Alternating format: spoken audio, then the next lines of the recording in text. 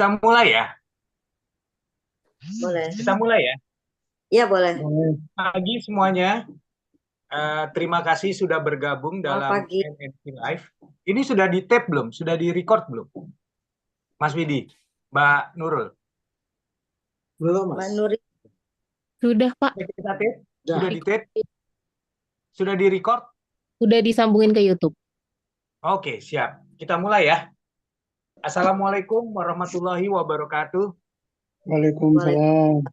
Semuanya, terima kasih teman-teman NNC netralnews.com dan tentu saja yang selalu setia dan mendukung NNC Live dalam pembahasan topik-topik sepak bola nasional maupun internasional. Siapa lagi kalau bukan Bung Yesayas Oktavianus. Terima kasih Bung Yes sudah bergabung dengan NNC Live ya, dan Bung Yes selalu kooperatif ya, selalu mendukung program-program NNC Live yang membahas tentang sepak bola Indonesia.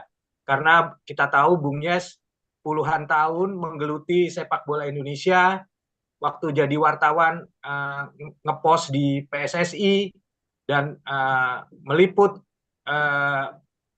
Piala Dunia, Piala Eropa, Piala Asia, komplit lah Bung Yes ya. Bahkan Bung Yes pernah menjadi kepala des olahraga harian Kompas. Pagi ini kita akan ngobrol dengan Bung Yes dengan obrolan santai, tapi analisa Bung Yes seperti kita tahu selalu tajam dan selalu memberikan kita sebuah pencerahan, ada insight-insight baru. Apalagi kita tahu timnas Indonesia ini sedang mendapatkan dukungan publik yang sangat besar ya. Bahkan di Bahrain dari beberapa hari yang lalu para pemain timnas Indonesia sudah datang, tapi penonton kita sudah datang duluan gitu ya. Jadi mereka justru yang aklimatisasinya duluan menikmati kota Bahrain sebelum nonton pertandingan antara tuan rumah Bahrain dengan Indonesia besok. Sebelum kita mulai, mungkin kita kasih kesempatan Mbak Amoy, Mbak Suhandayani sebagai pemimpin redaksi nncnetralnews.com untuk memberikan 1 menit kata pembuka obrolan ringan kita pagi ini, membahas peluang menang Indonesia di Bahrain. Silakan Mbak Amoy. Ya, terima kasih Mas Abi. Pagi Bung Yes, teman-teman semua. Pagi, Mbak Amoy, pagi. Salam sehat selalu nih untuk semuanya ya. Ya. Cuaca lagi up and down juga.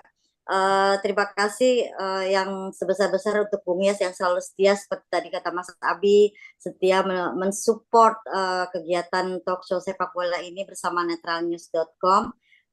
Juga teman-teman semua, mari kita ikuti analisa-analisa dari Bung Yes yang sudah sangat expert dan berpengalaman ya dalam hal menganalisa sepak bola.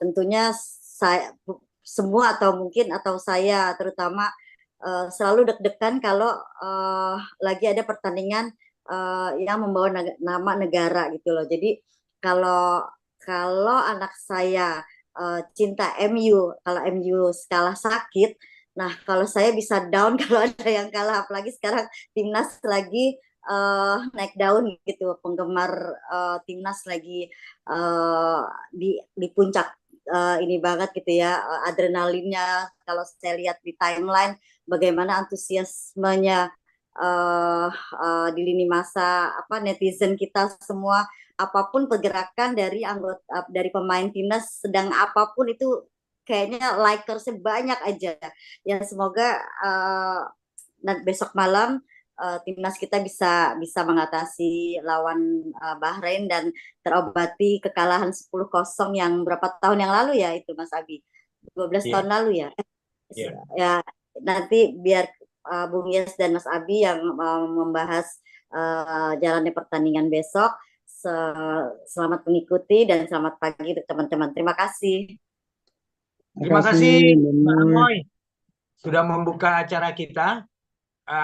Baik, kita mulai saja. Bung Yes. mantan para pemain timnas kita, terutama yang terakhir kalah 10-0 lawan Bahrain, itu meminta pelatih Sintayong untuk membalaskan dendam atau sakit hati mereka karena dulu dicukur gundul 10-0, Bung. Mungkin Bung masih ingat ya peristiwa itu.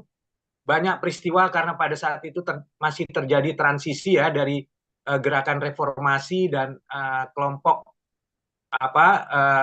pengurus lama yang kabarnya masih ingin turut campur, sehingga pada saat itu timnas kita kalah 10-0 oleh Bahrain. Mungkin Bung Yes punya sesuatu atau cerita-cerita yang tersembunyi di balik kekalahan Indonesia 10-0 pada saat itu. Silakan Bung Yes. Iya, terima kasih Mas Abi. Salam untuk semua pendukung setia NNC. Ya, besok ini memang kita menjalani pertandingan krusial ya. Dan mungkin bukan besok saja, tapi dari seluruh rangkaian 10 pertandingan di grup C itu adalah final bagi timnas kita untuk bisa memetik 1 dari 2 tiket langsung ke putaran final Piala Dunia. Kalau merujuk pada pertanyaan Bung Abi tadi, memang tahun 2012 itu, kalau tidak salah, saya sama Bung Abi juga adalah orang-orang di balik suksesnya revolusi PSSI saat itu ya Bung Abi ya.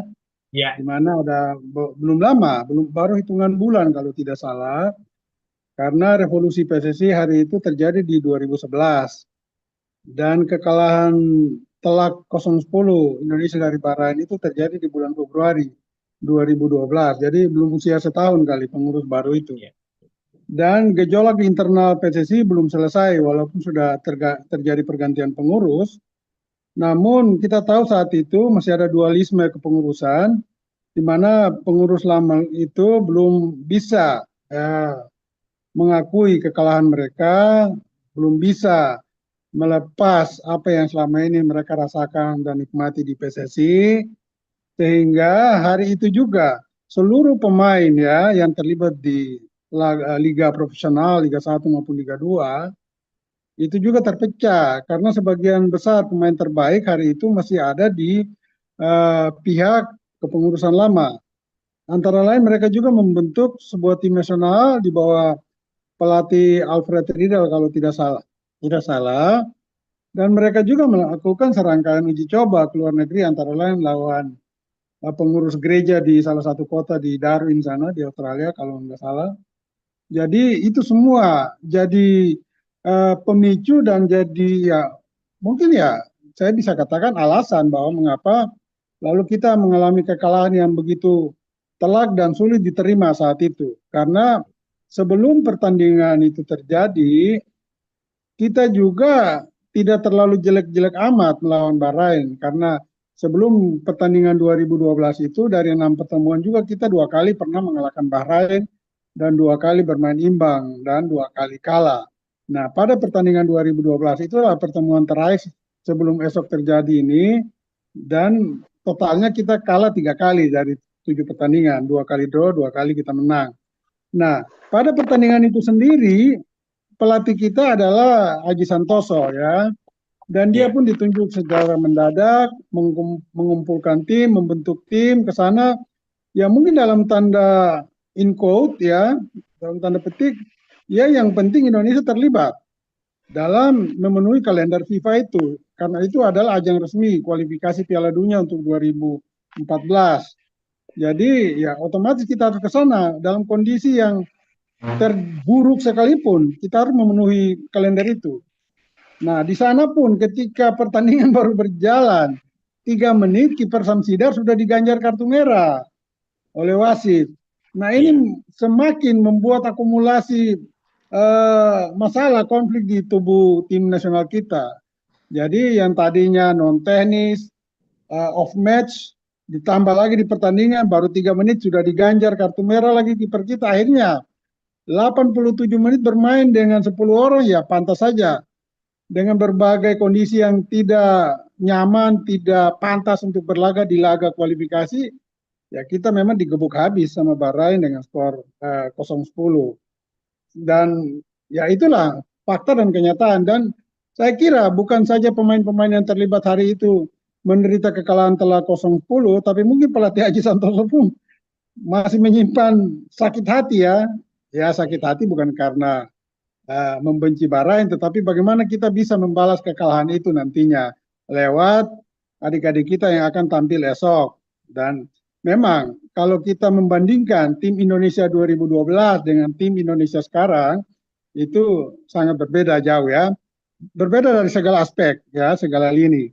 Dari off match pun saya kira PSSI sudah membantu semaksimal mungkin. Tidak saja untuk laga melawan Bahrain esok, tetapi juga sudah dilakoni ketika kita bertandang ke Arab Saudi dan menjadi tamu bagi Australia. Karena PSSI misalnya mereka harus mencarter pesawat ke Australia, ke Arab Saudi, pergi pulang. Dan sekarang pun dilakukan oleh Ketua Umum PSSI Erick Thohir, mencarter pesawat khusus untuk ke Bahrain dan lanjut ke Cina, ke Qingdao. Juga nanti pada pertandingan terakhir Qingdao balik juga dengan pesawat charteran. Ini luar biasa ya, luar biasa. Dan ini juga membuktikan sebetulnya PSSI sekarang punya dana yang cukup untuk melakukan apa yang perlu dilakukan bagi tim nasional kita. Dan juga tadi Bung Abi singgung sekilas, ada supporter yang sudah lebih dulu mendarat di Rifah, di Bahrain ya, karena kota Rifah akan menjadi venue pertandingan esok ini. Saya kira akan ada 2.000 sampai 3.000 supporter timnas kita yang akan langsung hadir di stadion. Karena saya juga mendapat informasi dari pihak PSSI, lebih khusus PT Garuda Sepak Bola Indonesia menyampaikan informasi itu ke Rai Soccer TV bahwa sedikitnya 2.000 sampai 3.000 supporter Indonesia akan hadir di stadion. Dan posisi mereka akan ada di sektor di belakang gawang nantinya. Jadi bisa kita lihat aja nanti pertandingan live esok. Semoga dengan dukungan ribuan ya, karena 2.000 sampai 3.000, 3.000 ini ribuan penonton bisa memberikan motivasi dan semangat tambahan bagi Jai Itzal dan teman-teman untuk berlaga lebih baik, dan harapan kita mereka bisa meraih poin penuh nantinya. Kira-kira begitu Bung Abi. Oke, Bung. Saat itu juga sih setahu saya almarhum Pak Arifin Panigoro charterin pesawat ya, kalau nggak salah ketika terbang ke beberapa negara, termasuk Bahrain. Seingat saya dulu Pak Arifin Panigoro menyewa charter pesawat untuk timnas Indonesia karena itu tadi ya, supaya pergerakannya juga cepat. Cuma yang bedain dulu Pak Arifin uang pribadi gitu, bukan uang PSSI. Bung, menarik Bung. Saya tertarik dengan pernyataan Bung tadi bahwa timnas Indonesia tahun 2012 ketika Indonesia kalah 10-0 jauh berbeda dengan timnas Indonesia saat ini ya, yang kita semua tahu dengan istilah naturalisasi atau diaspora ya artinya banyak pemain starting 11 kita itu justru pemain-pemain Indonesia yang punya darah Indonesia dari ibu atau dari bapaknya, sehingga mereka dianggap karena regulasi FIFA juga mengizinkan itu, meskipun ada beberapa negara yang akan menghadapi Indonesia termasuk Cina akan melakukan protes. Bung, bisa dijelaskan Bung ya, artinya betapa regulasi FIFA ini membuat semua negara bisa mengambil pemain terbaiknya walaupun bukan hasil pembinaan federasi negara itu, termasuk di Indonesia gitu Bung. Silakan Bung.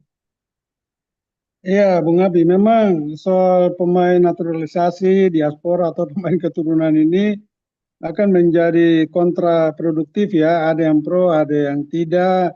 Dan itu sudah berlaku sejak Erick Thohir pimpin PSSI dan mulai melakukan tindakan itu. Dan saya kira memang pro kontra itu tidak akan ada habisnya.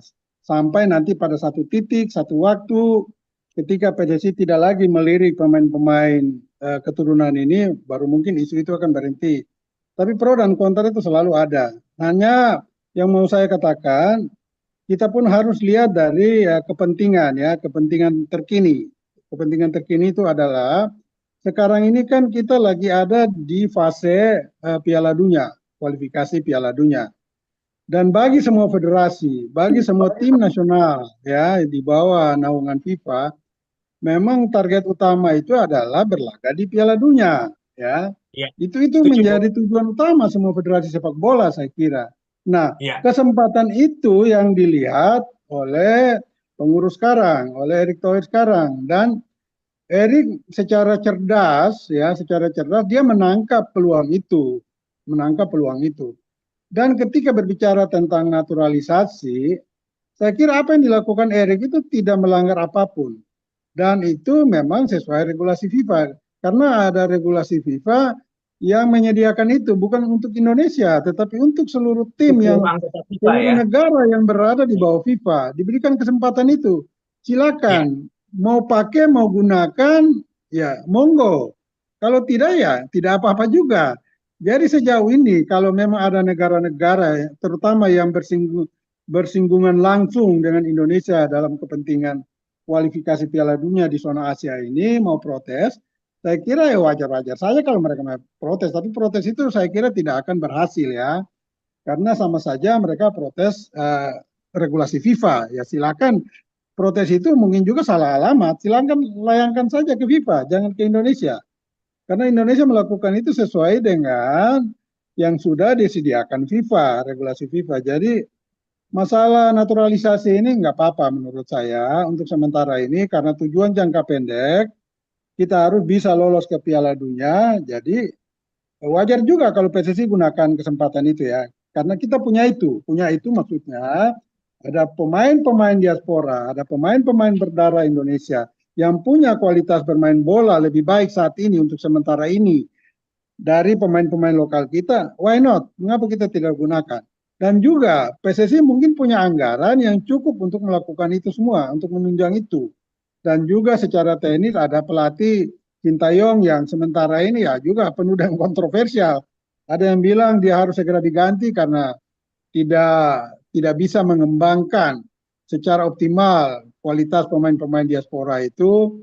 Ya, ada juga yang memuji karena Sintayong sudah memperbaiki peringkat tim nasional kita dari 170 sekian turun pada 120 sekian saat ini. Jadi ya di mana-mana pro dan kontra itu biasa saja. Ya itu yang tadi saya katakan. Sama dengan pengurus PSSI periode 2012 lalu ya. Mereka sudah kalah tapi mereka tidak mau menerima kekalahan. Sekarang sama juga ada orang-orang yang memang ya sorry to say secara sempit melihat sepak bola dari sudut yang memang untuk kepentingan pribadi atau kelompok saja, tapi tidak melihat kepentingan secara besar.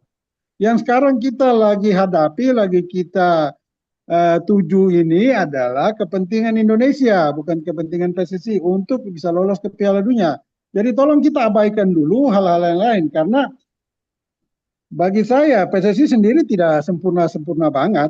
Ya, juga Sintayong juga tidak sehebat-hebat banget. Tetapi untuk saat ini mari kita semua dalam satu sikap, satu langkah untuk mendukung tim nasional kita dengan segala kekurangan kelebihannya. Kita harus support supaya kalau bisa mereka lolos karena tim ini tidak melanggar apapun, ya tidak melanggar apapun secara regulasi FIFA maupun regulasi PSSI saat ini. Begitu Bung Abi kira-kira. Ya, kita lanjut Bung. Mungkin Bung bisa membahas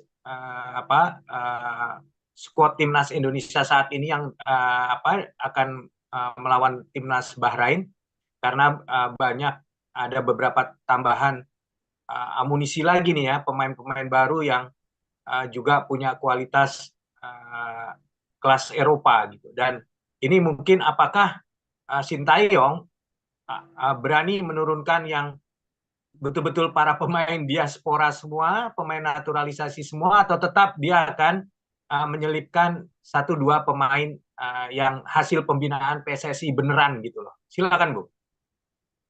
Iya, makasih Bung Abi.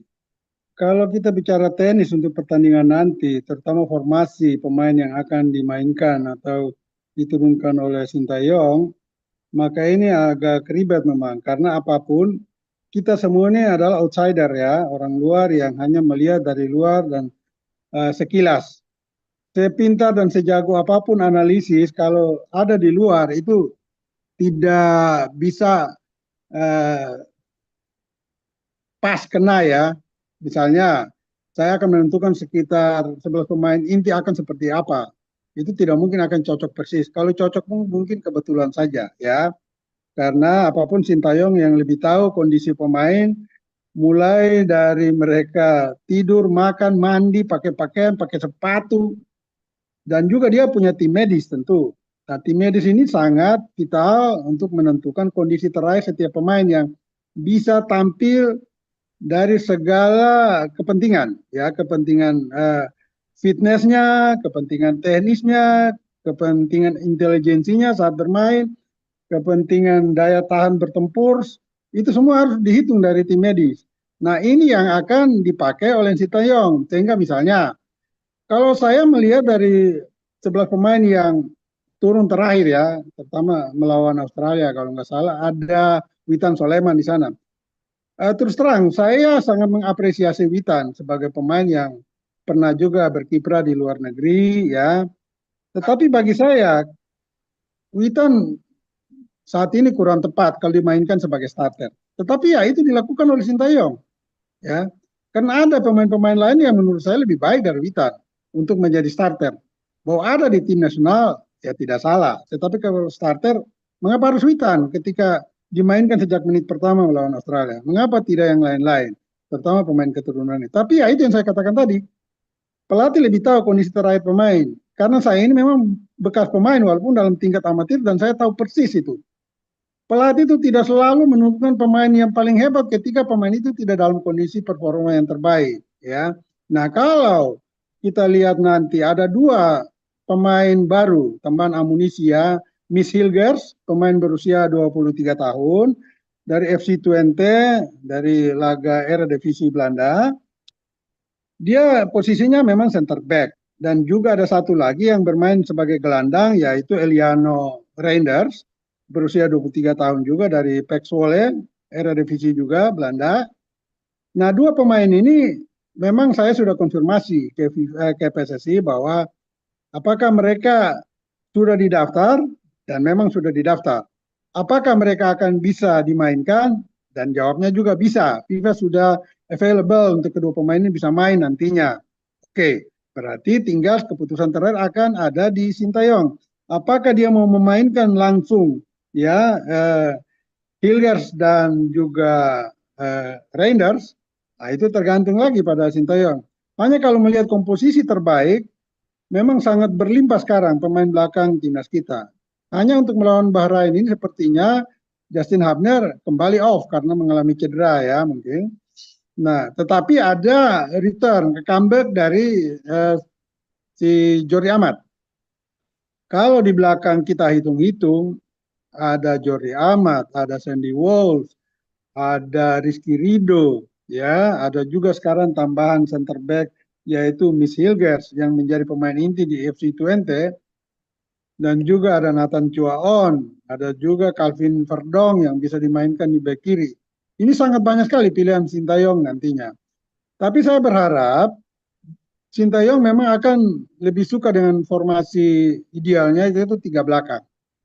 Tiga belakang ini karena tidak ada Justin Hubner, kemungkinan di bek kiri tetap dia akan mainkan Calvin Verdong, ya Calvin Verdong, dan di tengah tetap ada Jai Ices, dan di kanan mungkin Rizky Ridho. Lalu di mana posisi Jordi Amat dan juga Miss Hilgers, ya? Kalau Sintayong mau lebih memperkuat permainan bertahan, ya, bukan lini belakang, tapi lebih memperkuat permainan dalam bertahan, dia bisa memainkan salah satu dari Jordi Amat atau Hilgers sebagai gelandang bertahan. Artinya ada di depan Jaitzes nantinya. Ini berarti ada pengurangan di lini tengah. Nah, lini tengah ini kan kita tahu Tom Haya menjadi pilihan utama. Di sana bisa didorong juga ada Sandy Walsh, atau juga Sein Patinama, atau juga ada Nathan Chuaon. atau juga Witan Soleman tadi. Kalau di belakang mungkin tidak tergoyahkan ya antara Ragnar Oratmangun dan juga si Rafael Strijk. Tinggal Marcelino, apakah juga mau diprioritas untuk sebagai starter nantinya? Itu ya keputusan kembali ada pada Sintayong. Hanya kira-kira gambarannya seperti itu. Karena kita bermain sebagai tamu, maka tentu Sintayong lebih fokus pada permainan bertahan. Berarti salah satu dari Jordi Amat atau juga Michel Gerd mungkin akan dimainkan. Tetapi kalau trio belakang hampir pasti ada pada Rizky Ridho di bek kanan dan juga ada Jaicer di center back dan di kiri ada Calvin Verdong. Kira-kira itu Bung Abi. Ya, Bung Yes, menarik. Jadi memang harus kita akui para pemain timnas kita yang berasal dari diaspora dan naturalisasi ini cukup mendominasi ya. Tadi Bung menyebut sementara ini yang mungkin bisa bergabung adalah yang mungkin menjadi starting 11 adalah Rizky Ridho, Marcelino dan Witan ya. Jadi memang posisi-posisi lain agak berat dan apalagi untuk penjaga gawang ya. Sekarang udah ada palang pintu yang cukup Ada kuat. Martin Paes. Iya, Bung. Indonesia kan belum pernah kalah nih ya dalam kualifikasi ini. Dua-dua kalinya adalah seri. Sementara Bahrain sekali menang, sekali kalah. Ini secara psikologis gimana nih, Bung? Artinya apakah kita yakin kita akan menang atau bagaimana nih, Bung? Karena melihat kita belum pernah menang, sementara Bahrain menang sekali dan kalah sekali. Secara psikologis saya kira kita sedang baik-baik saja kok. Karena kita memang belum kalah. Hanya kalau menghitung secara matematika poin, kita harus prihatin ya, karena dari 2 laga yang sudah diselesaikan harusnya bisa mendapat 6 poin kalau menang. Ternyata hanya mendapat 2 poin. 2 poin. Ya. Ini sudah pernah saya singgung juga di podcast saya. Bagusnya dari 2 pertandingan awal melawan Arab Saudi dan Australia itu ya kita kalah sekali menang sekali. Itu lebih menguntungkan daripada kita tidak pernah kalah tetapi mendapat 2 poin. Sebaiknya kita kalah sekali menang sekali tetapi mendapat 3 poin. Itu lebih ideal. Karena yang sekarang kita kejar adalah bukan kalah menang tetapi bukan tidak boleh kalah tetapi meraih poin sebanyak-banyaknya.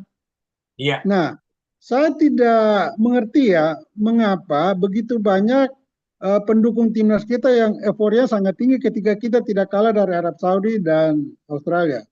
Harusnya bukan itu cara pandangnya. Ya, cara pandangnya adalah mengapa kita tidak bisa mengambil minimal 3 poin dari 2 pertandingan. Iya. Jadi sebaiknya kita kalah dari Arab Saudi tetapi menang lawan Australia atau sebaliknya. Kita kalah dari Australia tetapi menang lawan Arab Saudi karena di sana kita dapat 3 poin bukan 2 poin. Sekarang kita bangga-bangga ya dengan tidak kalah dari Australia dan Arab Saudi. Oke lah. Saya juga senang karena kita selama ini memang menjadi tim anak bawang ketika menghadapi Australia atau Arab Saudi. Sehingga kita tidak kalah itu sudah luar biasa. Memang betul luar biasa tidak kalah. Tetapi dalam konteks kepentingan tim saat ini kita harus prihatin. Karena apa yang kita kejar itu belum dapat, tidak maksimal. Hanya 2 poin dari seharusnya 6. Bagusnya 3 dari seharusnya 6. Atau juga ya seluruhnya 6. Itu lebih bagus. Nah, kalau menghadapi Bahrain nanti, saya kira kepercayaan diri pemain kita tetap masih baik-baik saja. Nah, dan juga kalau melihat historis pertemuan dari kedua tim, dari 7 kali pertemuan kita menang 2 kali, 2 kali draw dan 3 kali kalah. Saya kira itu not bad, ya, not bad. Dan kalau boleh dari 7 pertemuan itu saya abaikan pertemuan terakhir yang kita kalah 0-10 karena kita memang dalam kondisi sedang sakit saat itu ya. Tapi kalau sekarang kita hadir di Rifa nanti itu dengan kekuatan yang terbaik dan itu untuk sementara sebagian besar negara sepak bola kuat di dunia di Eropa mengakui itu bahwa walaupun pemain-pemain diaspora kita ini adalah pemain level 2 di Eropa Tetapi dengan bergabungnya mereka dan bermain di zona Asia, saya kira mereka menjadi tim level 1, pemain-pemain level 1. Karena memang kualitas Asia di luar Iran, Jepang, Korea Selatan, Australia, Arab Saudi memang bisa menyaingi. Tapi di luar itu kan, apalagi Bahrain dan Cina, mungkin selevel sekarang dengan kita.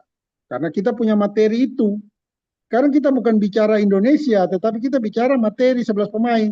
Ya, 11 pemain ini memang 11 pemain yang bisa diandalkan untuk melakukan sesuatu terhadap Bahrain nanti. Dan saya cukup yakin kalau Sintayong pintar dan bisa menerapkan strategi yang jitu kepada seluruh pemain Jai Ica dan teman-teman, kita bisa merebut 3 poin nantinya ya di Bahrain dan juga mungkin di Cina. Kalau Sintayong bisa mengoptimalkan semua sisi kekuatan dari pemain dan tim kita. Sampai pada cara bermainnya, baik cara bermain individu maupun tim. Jangan bermain asal-asalan, tidak sesuai dengan konsep permainan yang positif. Mengapa saya katakan konsep permainan positif? Kita kapan harus menyerang, kapan harus bertahan, itu lakukan dengan sungguh-sungguh dan konsisten. Ya, konsisten itu. Jangan sampai kita hanya melakukan asal-asalan, kontrol bola salah, menyerang umpan salah, syuting ketika ada peluang, baik dari lini kedua maupun lini depan syuting asal-asalan. Nah ini yang tidak boleh terjadi, Bung Abi. Kalau itu terjadi, untuk apa kita punya pemain-pemain diaspora itu, pemain keturunan yang sangat baik kualitas individu, tetapi mereka syuting juga masih seperti pemain lokal kita. Walaupun saya tidak mengunderestimate pemain lokal kita, tetapi kalau saya nonton sekian pertandingan di Liga 1, memang kacau balau. Pemain-pemain kita itu kalau dapat peluang di kotak penalti itu, dari 10 peluang mungkin 3 atau 4 aja yang syutingnya mengarah ke gawang, yang lainnya kacau semua itu. Nah ini yang tidak boleh terjadi untuk tim nasional kita dengan pemain-pemain keturunan yang sangat berkualitas individu. Gitu Bung Abi. Iya, Bung, saya setuju ya bahwa kita tidak mendasari pada hasil pertandingan terakhir ya, tapi kita melihat kenyataan hari ini. Dan menurut Bung Yes, kira-kira jalannya pertandingan nanti gimana ya? Saya sih pingin Sintayong berani bereksperimen, semua pemain kita yang akan tampil adalah starting 11-nya para pemain diaspora naturalisasi, Bung. Jadi sekalian aja kalau memang kita coba mau tujuannya adalah meraih poin dan lolos dari babak kualifikasi ini menuju Amerika Kanada tahun 2026. Gimana, Bung? Menurut Bung? Ya, Bung Abi. Pertama kalau kita bermain memang harus lebih menyerang sekarang ya, lebih menyerang karena apapun kita harus memetik gol. Hanya dengan gol kita bisa menang. Ya. Tidak mungkin tanpa gol kita menang. Jadi harus lebih menyerang karena kondisi Bahrain pun tidak sedang baik-baik saja. Mereka boleh menang lawan Australia yang hari itu memang sedang sial ya. Tetapi mereka digebuk habis 5-0 oleh Jepang. Nah ini catatan juga bagi tim kita. Kemarin saya sudah angkat di podcast saya. Harus belajar dari kemenangan Jepang itu. Jepang itu ketika menghancurkan Cina 7-0, dia baru dapat 5 gol itu di babak kedua. Ya, jadi 2 gol di babak pertama, 5 gol di babak kedua. Nah, ketika dia menggulung tuan rumah Bahrain dengan skor 5-0, dia juga baru mendapat 4 gol itu di babak kedua. Nah, saya kira kelemahan Bahrain adalah pada konsentrasi dan daya tahan bermain mereka. Ya, selama 90 menit. Nah, ini kita harus manfaatkan ini. Nah, tetapi berkaca juga dari kemampuan kita nantinya. Apakah kita sanggup bermain konsisten selama 90 menit, terutama bisa memanfaatkan kelemahan dan kelelahan dari Bahrain di babak kedua seperti yang dilakukan Jepang. Jepang itu secara konsisten dia bermain dalam tempo yang sama sejak menit awal sampai terakhir karena memang dia didukung dengan fisik stamina pemain yang sangat mumpuni. Nah, ini yang pernah saya juga coba menggali informasi dari Sintayong dan official tim nasional kita. Saya ingin tahu VO2 max-nya pemain kita itu rata-rata berapa atau yang tertinggi berapa, yang terendah berapa. Dari situ kita bisa mengukur daya tahan ya pemain itu bisa bermain konsisten 90 menit atau tidak. Karena kalau mereka punya VO2 max yang baik, itu secara konsentrasi pun akan sangat bagus. Tetapi kalau VO2 max-nya kurang, mereka akan bermain pada saat kelelahan sudah melingkupi diri mereka, itu konsentrasi sudah tidak bisa nyambung lagi antara pikiran, hati, dan kaki. Itu tidak nyambung. Pikirannya mau oper ke menyusur tanah tetapi bolanya itu melambung tinggi, atau mau oper ke kiri tapi bolanya ke kanan, jaraknya juga mungkin 5 sampai 10 meter dari teman. Nah, ini yang harus dilihat juga, aspek-aspek kecil ini yang memang tidak banyak dari pendukung penggemar kita itu tahu bahwa bermain bola itu tidak sesederhana yang kita lihat. Mengapa kok kita punya pemain naturalisasi kok bermain seperti itu, tidak pernah mencetak gol lebih dari 2 digit misalnya. Lalu apa yang kita harapkan?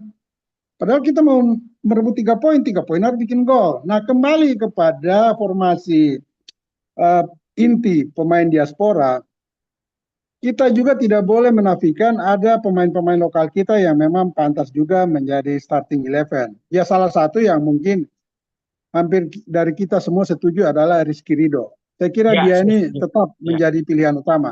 Ya, bisa saja 10 pemain lain diaspora semua. Tetapi kalau pemain lokal, Rizky Ridho sepertinya harus mendapat tempat utama sejak menit pertama. Ya, sehingga tinggal bagaimana 10 pemain diaspora itu mau dikocok seperti apa oleh Sintayong, ya dia lebih tahu. Ya, dia lebih tahu. Tapi itu kira-kira bayangan yang tadi saya katakan. Rizky harus mendapat tempat utama karena dia salah satu pemain terbaik sekarang ini di Liga Indonesia dan juga di tim nasional dia sudah buktikan itu. Hanya yang perlu diawasi, hati-hati betul dari Rizky, emosinya jangan terlalu berlebihan karena dia masih muda, harus dia bisa tahan hati, tidak emosi, karena kalau dia membuat kesalahan yang fatal di pertahanan, apalagi di dalam kotak penalti, ini bisa bahaya, bisa kita dihukum penalti, atau Rizky Ridho juga bisa terkena kartu merah. Nah, ini tidak boleh. Dia belajar dari pengalaman, sudah pernah terkena kartu merah.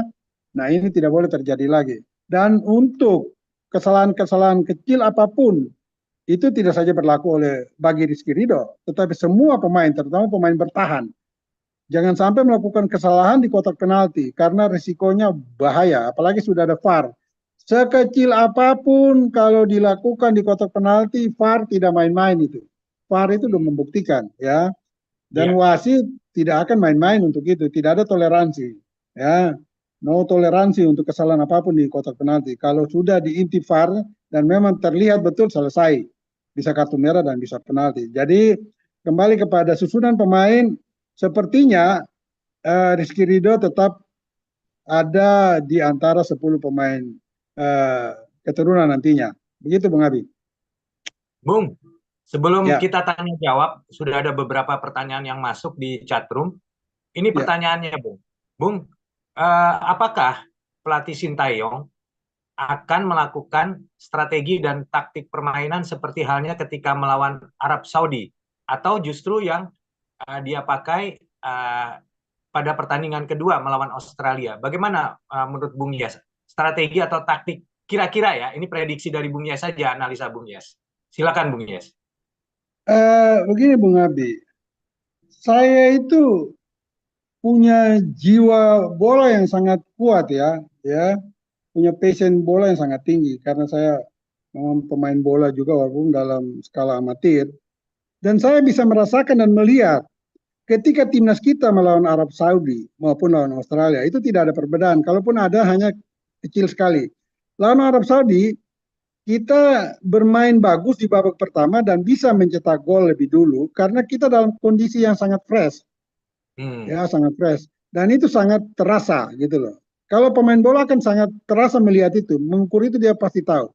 Oh, ini pemain lagi sedang bugar-bugarnya. Tetapi ketika di babak kedua kita lihat Australia Arab Saudi sangat menekan kita.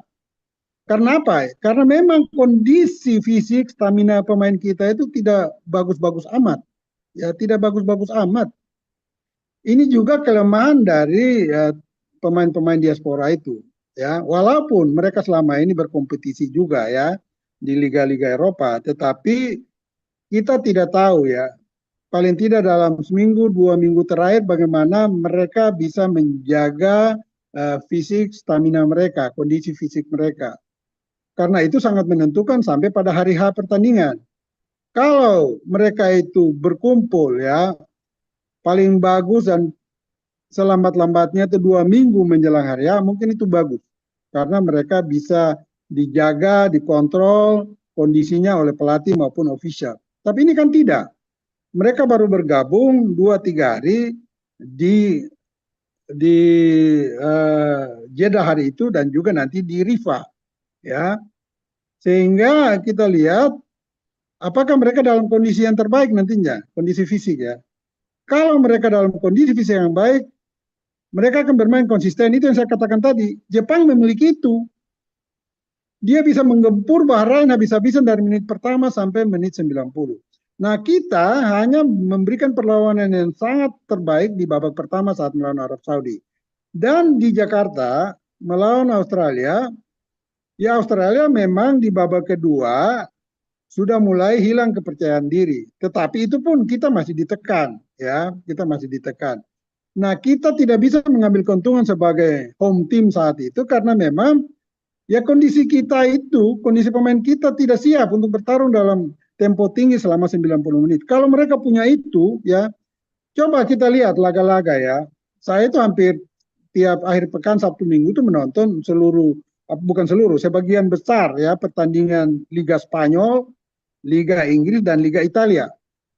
Saya bisa melihat tim-tim itu, mereka itu pemainnya bermain konsisten selama 90 menit dengan tempo tinggi. Nah, kalau pemain Eropa kita, pemain-pemain keturunan kita ini punya kondisi yang bagus seperti pemain-pemain yang saya sebut tadi di Liga Spanyol, Inggris dan Italia, mengapa mereka tidak lakukan itu? Pasti mereka lakukan secara naluri, secara insting. Itu akan keluar dengan sendirinya kok. Dia bisa berlari dengan konsisten selama 90 menit dengan sangat baik. Tapi karena mereka tidak didukung oleh fisik stamina yang bagus, makanya mereka hanya bisa berikan itu di 45 menit pertama misalnya. Setelah itu ya siap-siap aja digempur lawan. Untung-untungnya kita tidak kebobolan. Nah, saya berharap Bahrain juga tidak sebaik-baiknya, tidak sebagus-bagusnya kondisi dengan kita.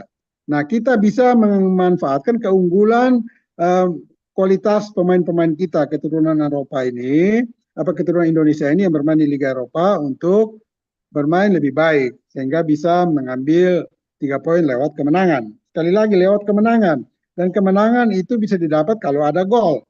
Nah, catatan khusus bagi Rafael Strijk dan Ragnar Oratmangun dan juga Marcelino nantinya kalau dimainkan, mereka jangan menyia-nyiakan peluang sekecil apapun, ya, sekecil apapun di kotak penalti. Tugas kalian adalah mencetak gol. Tugas Rizky Ridho, Jai Itzes, dan juga Calvin Verdong adalah menghadang lawan supaya tidak bisa mencetak gol. Itu kan fungsi dari pemain depan dan pemain belakang. Jadi kalau pemain depan tidak bisa mencetak gol, mendingan turun aja di back di tengah situ bermain. Karena memang tidak akan bisa mencetak gol. Dan selama ini kita lihat, sudah berapa kali Rafael Strijk itu diutamakan tetapi dia tidak saja miskin gol, juga miskin peluang. Peluang ini didapat tidak saja lewat umpan-umpan dari lini tengah. Dan juga memang harus diakui, masih sedikit sekali dan jarang sekali ada distribusi umpan yang matang ke lini depan. Di samping itu, Rafael Strijk juga kurang cerdik mengambil posisi yang menguntungkan dirinya untuk mencetak gol dan posisi yang menguntungkan dirinya untuk menerima umpan dari lini tengah. Nah, ini yang harus ditingkatkan oleh Rafael Strijk maupun juga Ragnar Oratmangun nantinya. Karena kalau dia tidak mengambil posisi yang menguntungkan, dia akan sulit untuk menerima bola-bola terupas dari lini tengah. Padahal bola-bola terupas itulah yang akan membuat dia bisa mendapat peluang untuk mencetak gol. Setelah mendapat bola-bola terupas yang matang itu, karena pengambilan posisinya yang menguntungkan, tinggal terakhirnya dia bisa menyelesaikan dengan sempurna atau tidak. Nah, ini tugas mereka sebagai penyerang. Harus lakukan dengan sempurna. Minimal bola itu mengarah ke gawang, bawa kena tiang, mister, atau di blok kiper itu soal lain. Tetapi bola itu pertama itu harus mengarah ke gawang dulu. Jangan sampai melambung tinggi di atas mister atau melebar jauh dari sisi kanan kiri gawang. Ini tidak boleh.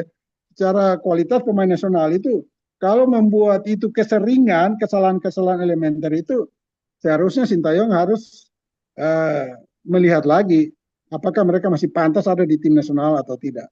Begitu Bung Abi. Oke Bung, sekarang kita kasih kesempatan para penanya yang ada di chatroom. Mas Widi tolong dibantu pertanyaan-pertanyaannya. Ya, siap. Baik. Eh, Bung Yes, ini ada pertanyaan dari Valdan Inzaghi. Menurut Ya. Bung Yes, masihkah timnas Indonesia itu menarik atau mengambil Emil Audero ke timnas? Sementara kan kita sudah tahu sejauh ini mainnya Martin Paes di bawah Mister Gawang timnas itu sangat mumpuni. Pendapat Bung Yes seperti apa? Saya baru pernah dengar nama itu ya. Apakah dia posisi kiper ya? Kiper. Iya, setahu saya Emilio itu yang bapaknya dulu ini netizen itu loh Bung Yes, yang zaman katanya sih kalau nggak salah zaman PSI ke-8 tuh dia nolak anaknya dinaturalisasi. Ini kalau nggak salah itu dia dia pemain di Liga Italia kalau nggak salah gitu deh. Oke, Mbak Moy. Oke lah.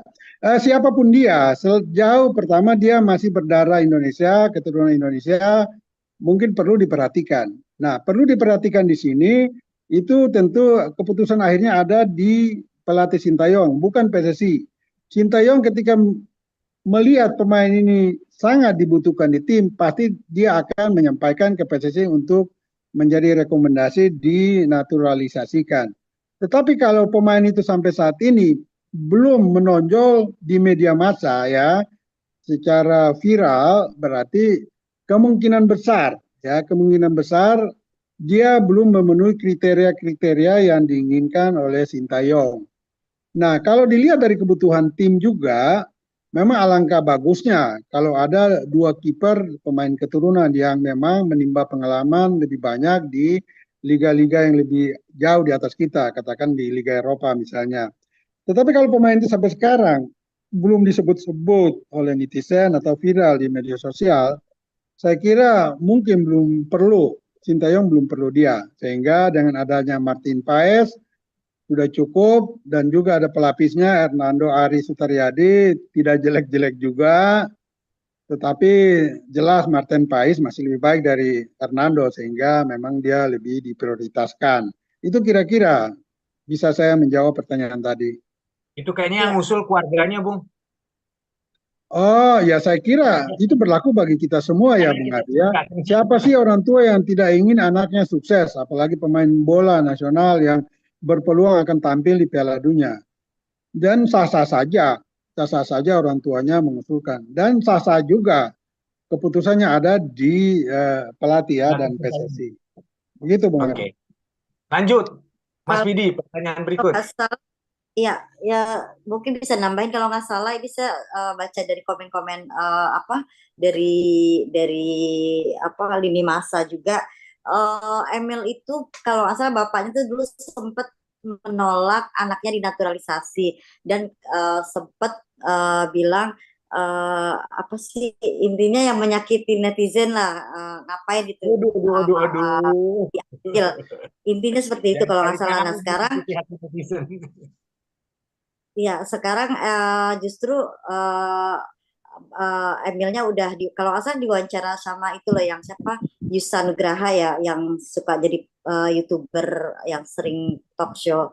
Dia intinya sih katanya udah mau gabung lagi ke PSSI dan dia main di Como Serie A. Ini baru juga baca sih penjaga Ya, gawang Serie A di Como. ya betul. Como Serie A betul Liga Italia, betul. Iya, ya dengar-dengar sih itu Jadi Emil begini Mbak Moy, ya tadi yang saya katakan, Sintayong itu profesional loh, ya profesional dan dia pelatih yang sudah berkelas tingkat dunia. Saya kira dia akan mengabaikan semua narasi-narasi yang tidak bagus baik dari netizen maupun dari keluarga atau dari orang tua si pemain ya. Bahkan dari pemainnya sekalipun. Dia akan abaikan itu semua kalau di mata Sintayong pemain ini memang sangat dibutuhkan dalam timnya. Dia akan berusaha semaksimal mungkin tentu dengan bantuan PSSI ya untuk mendapatkan pemain tersebut. Tetapi kalau sampai saat ini Sintayong belum tergerak atau memberikan komentar apapun tentang pemain ini, menurut saya dia tidak masuk dalam radar pilihan Sintayong. Sehingga kalau ada narasi-narasi yang pro dan kontra, saya kira itu bukan menjadi alasan atau kesimpulan akhir bagi PSSI maupun Sintayong untuk tidak memakai dia. Kalau pemain itu hebat sekali, katakan misalnya dia kiper Andre Onana dari Manchester United, ya kan? Atau Martinez di bawah gawang Crystal Palace. Martinez yang menjadi pahlawan Argentina di Piala Dunia itu kan, bisa menghadang penalti segala macam itu kan. Itu saya kira nggak usah ada Martinez orang tuanya menolak, pasti Sintayong kejar sampai habis itu. Jadi itu poinnya. Jadi kita bicara profesional saja lah.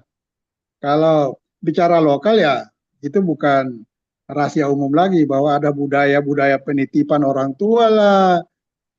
Sehingga pemain yang tidak memang pantas bermain bisa dimainkan. Dan itu terjadi di level usia dini. Mulai dari U12, 14, 16, 18 sampai tim nasional. Bisa juga ada titipan-titipan itu. Kalau lokal ya. Tetapi kalau untuk internasional saya kira tidak. Tidak ya, tidak seperti itu. Begitu Mbak Moy. Ya. Mas Widi lanjut.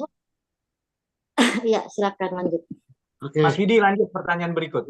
ada pertanyaan berbicara mengenai kiper nih Bung Yes. Kemarin kan Ya. Martin Paes sempat cedera pergelangan tangan nih. Apakah besok malam jam 11 waktu Indonesia Barat Paes ini jadi starter atau digantikan sama Hernando atau seperti apa nih? Kabar terakhir dari Bung Yes dari PSSI ataupun dari mana? Karena kan belum ada yang memastikan Paes turun di awal laga. Iya, ini satu koreksi juga bagi official tim nasional ya. Kalau Sintayong memang sangat sulit dihubungi karena bicara dengan Sintayong harus lewat interpreternya lagi. Tetapi yang official lain yang adalah orang kita ini juga sangat sulit untuk bangun komunikasi. Dan ini saya kira ini koreksi dan kritik bagi PSSI ya.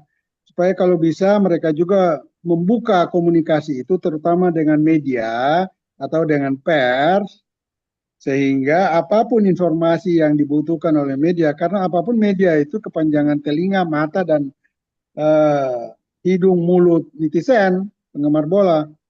Jadi apapun yang disampaikan oleh official itu akan bisa sampai ke masyarakat lewat media.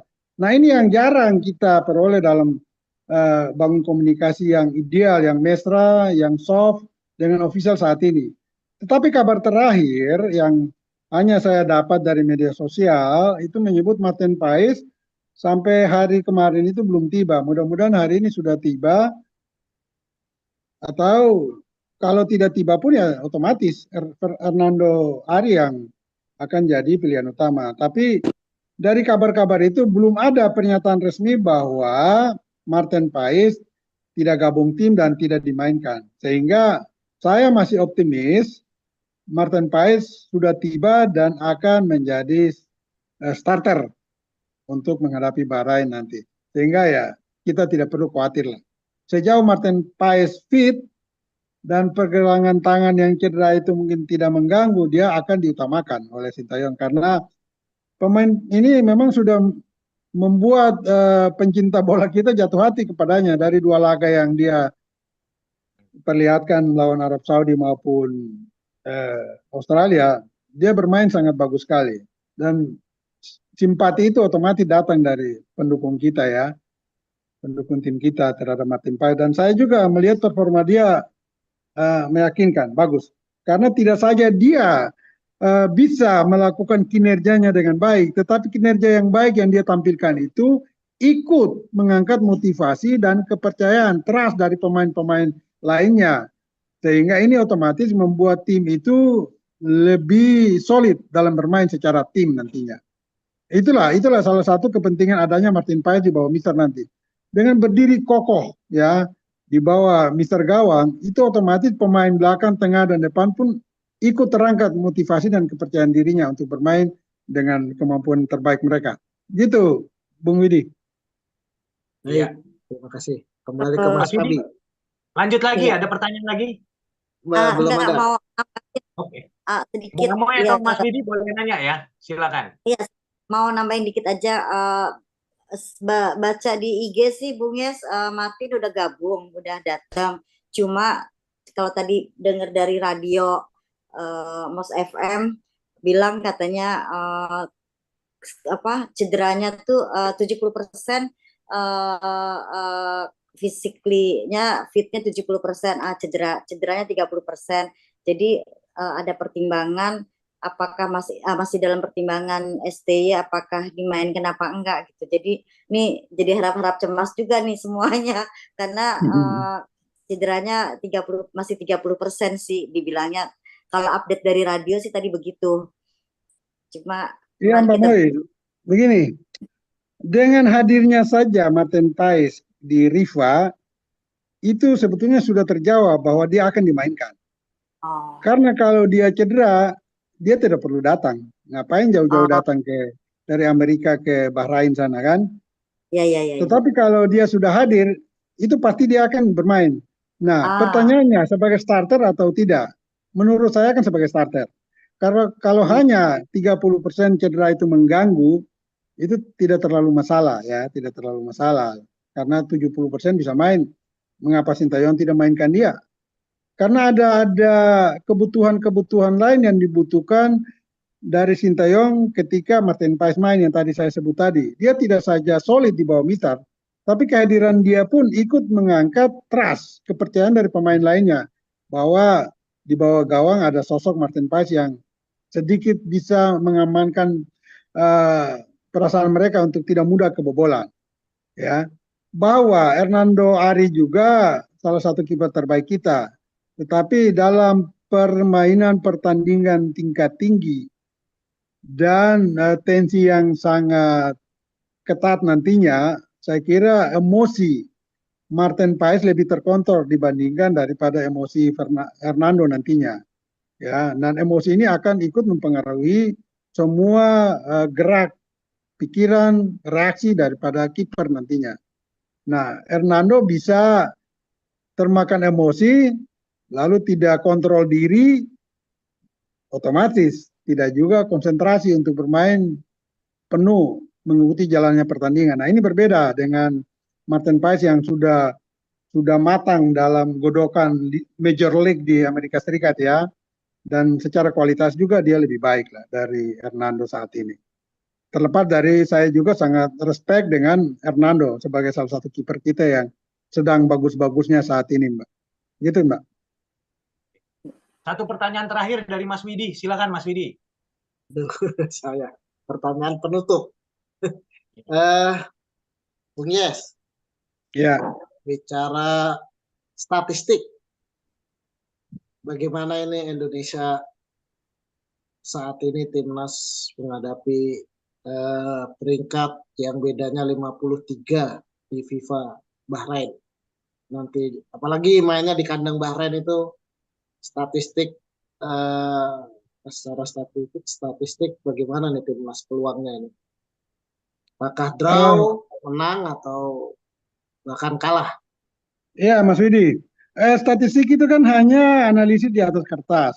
Dan itu bukan lewat satu kejadian atau satu pertandingan, tetapi itu akumulasi, berproses itu. Kalau untuk bicara peringkat di FIFA ya, karena kalau itu ukurannya harusnya kita menang justru lawan Bahrain nantinya. Walaupun saat ini peringkat Bahrain 50 sekian, kita 120 sekian. Tetapi kondisi tim kita saat ini, tim yang sama inilah yang sedang bagus-bagusnya dan memperbaiki peringkat kita dari 170 sekian turun sampai 120 sekian. Pertanyaan yang sama kalau kita komparasikan berikan ke alamat Bahrain, apakah Bahrain dalam tempo yang sama, ya, katakan 2 tahun terakhir, dia bisa memperbaiki peringkat 50 sekian turun menjadi 30 sekian, perbedaan kalau kita dari 170 sekian turun ke 20 sekian berarti ada 50 tingkat kita turun. Berarti kalau dalam periode yang sama, Bahrain juga bisa melakukan dari 50 sekian menjadi hitungan 1 digit, di atas 10. Kan tidak mungkin. Itu kan logikanya begitu. Ya, toh? Dengan tim yang sama saat ini, kita bisa memperbaiki dari 173 turun ke 129 misalnya. Berarti ada sekitar 40 sampai 50 tingkat kita turun. Nah, kalau Bahrain sekarang 54, apakah mereka pernah ada di 100 sekian? Lalu turun menjadi 50? Kan tidak. Berarti justru kita sedang bagus-bagusnya. Bahwa peringkat mereka memang itu sudah akumulasi dari beberapa tahun lalu, mereka ada di 50 sekian. Tetapi kita justru yang sedang memperbaiki peringkat kita dengan 50 digit turun itu. Itu luar biasa. Jadi kalau bicara peringkat seperti itu hanya di atas kertas, tetapi kalau melihat kualitas tim saat ini tentu kita lebih baik dari Bahrain. Hanya yang menguntungkan Bahrain sekarang, mereka sedang sakit-sakitnya untuk merebut kemenangan dan tidak dipermalukan seperti mereka dipermalukan Jepang dengan skor 5-0 dan mereka bermain di kandang sendiri. Nah, itu yang harus kita hati-hati, jangan kita overconfident. Kalau kita overconfident pun bisa termakan kita lalu kita yang akan babak belur. Nah, itu tidak boleh terjadi. Karena kita semua berharap bisa mendapat 3 poin esoknya. Terima kasih. Begitu Bung Widi. Siap. Nah, Oke, kita udah di ujung acara nih, Bung. Tidak terasa hampir 1 jam kita ngobrol peluang timnas Indonesia melawan tuan rumah Bahrain. Saya berharap pelatih Sintayong akan melakukan hal yang terbaik buat timnas Indonesia, dan saya juga oke aja kalau dia mau turunin semua pemain naturalisasi diaspora kalau memang tujuannya seperti Bung Yes tadi, kita harus menang ya. Jadi kita harus menang. Apapun ini sebuah cara untuk kita menuju Piala Dunia 2026 di Amerika Kanada. Jadi satu hal yang kita harapkan adalah kita menang lawan Bahrain besok malam ya, dan melupakan tragedi kekalahan memalukan 10-0 12 tahun lalu. Oke Bung, sebagai pernyataan penutup Bung dari Bung Yes, optimisme apa bisa disampaikan untuk pertandingan besok dan kita semua berharap Indonesia menang. Silakan Bung.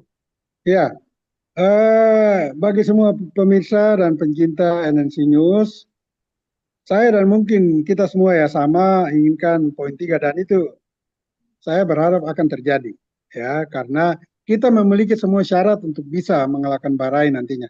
Tinggal kita mau mengoptimalkan semua syarat itu untuk merebut kemenangan atau tidak.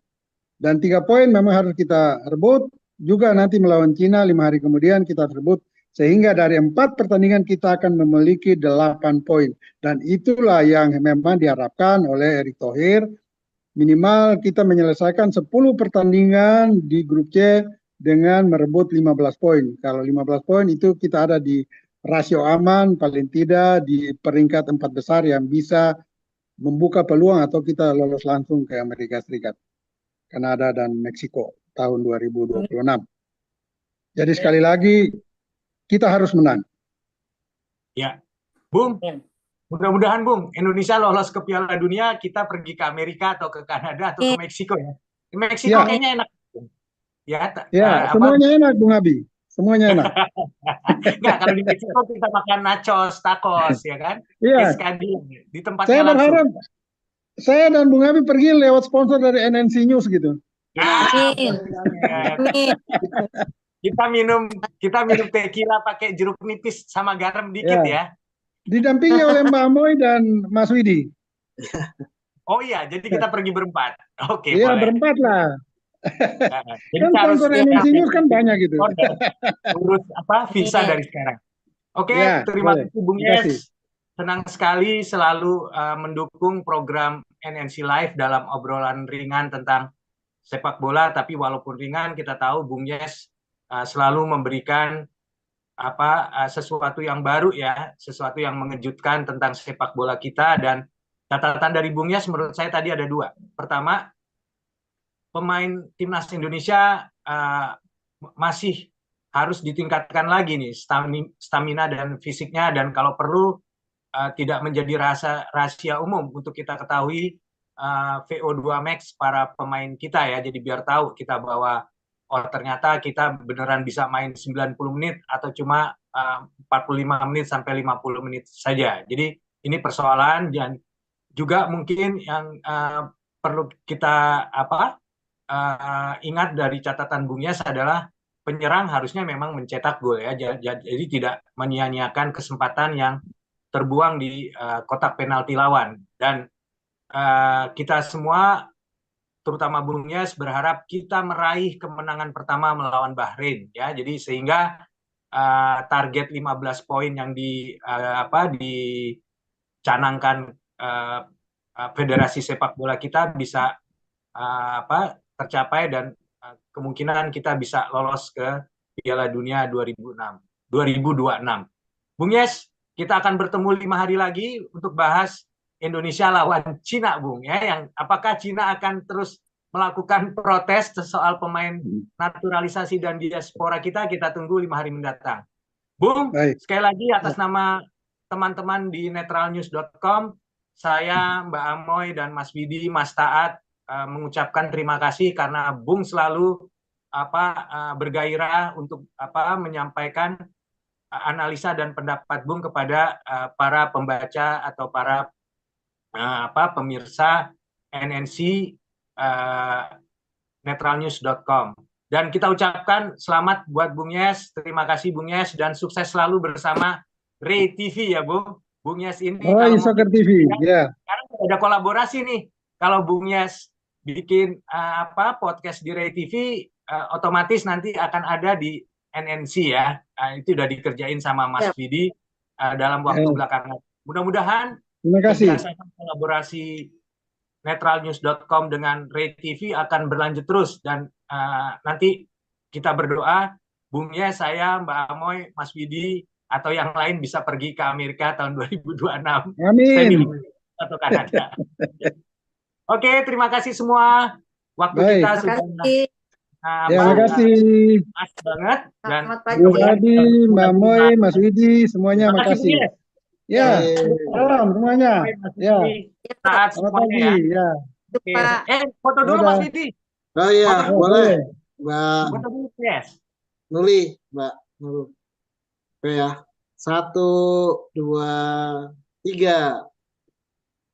1, 2, 3. Sekali lagi 1, 2, 3. Terima kasih banyak. Terima kasih. Jangan lupa kirim ya, oke.